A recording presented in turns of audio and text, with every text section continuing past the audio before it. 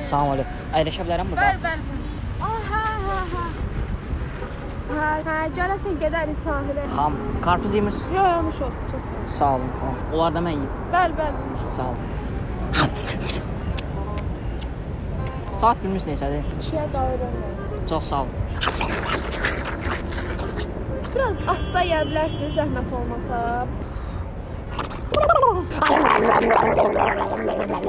Xəstəsən bala, sən psixsən. Çıxın gedin buradan, xahiş edirəm.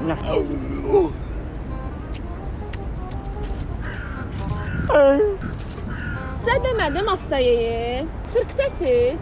Sirkdə klonluq göstərsiniz uşaqlara.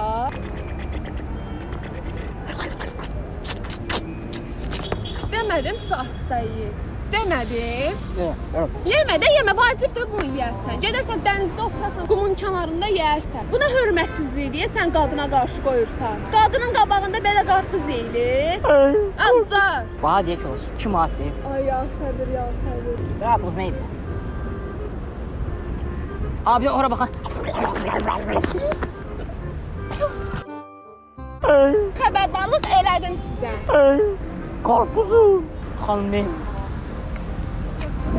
Ay. Elə qarpız yeyin.